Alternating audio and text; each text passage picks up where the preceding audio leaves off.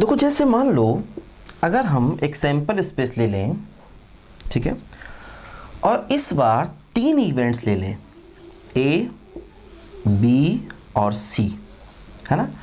3 events मैंने ए, B और सी ले लिए। अब जैसे मान लो अगर मैं कहता हूं कि probability of exactly 2, probability of exactly 2, है ना, out of A B C, मतलब 3 में से एग्जैक्टली 2 के होने की प्रोबेबिलिटी है।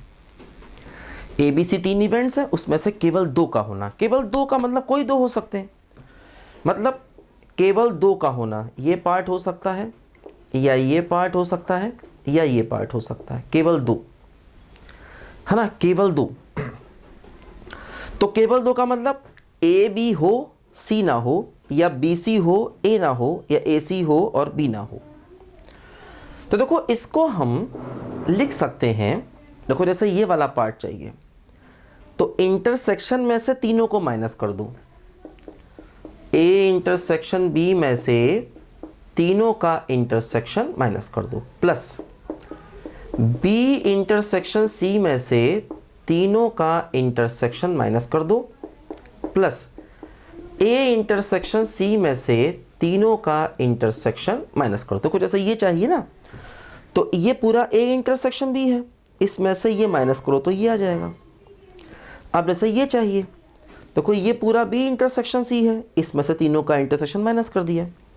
जैसे ये चाहिए तो ये पूरा ए इंटरसेक्शन सी है, इसमें तीनों का इंटरसेक्शन माइनस कर दिया। ठीक है, देखो तो ये देखो प्रोबेबिलिटी ऑफ एग्जैक्टली 2, ये क्या बन गया, ये बन गया probability of A intersection B plus probability of B intersection C plus probability of A intersection C minus इन तीनों का सम हो जाएगा, तो 3 times probability of A intersection B intersection C. देखो ये आ गया प्रोबेबिलिटी ऑफ एग्जैक्टली 2। ठीक, अब जैसे इसी में अगर मैं कहता हूं प्रोबेबिलिटी ऑफ एटलीस्ट 2,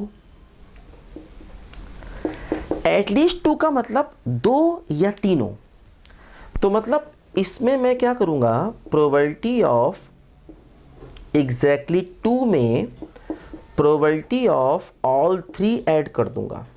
मतलब एक एटलीस्ट 2 में क्या चाहिए, देखो कम से कम 2 चाहिए या अब तीनों भी चाहिए है, कम से कम 2 या 3, 2 भी चाहिए और तीनों भी चाहिए।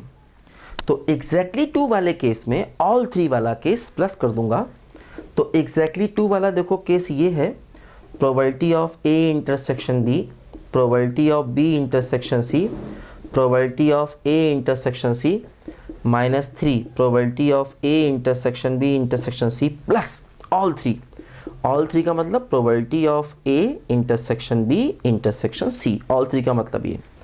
अब इन सबको जब ऐड करोगे तो देखो ए इंटरसेक्शन बी और बी इंटरसेक्शन सी और ए इंटरसेक्शन सी, ये -3 + 1, तो माइनस का 2 टाइम देखो ये ऐसे हो जाएगा।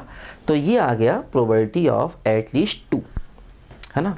इसको लिखो जरा बच्चों ध्यान से, मैं अभी आपको और इम्पोर्टेंट बातें बताता हूँ इसमें कुछ।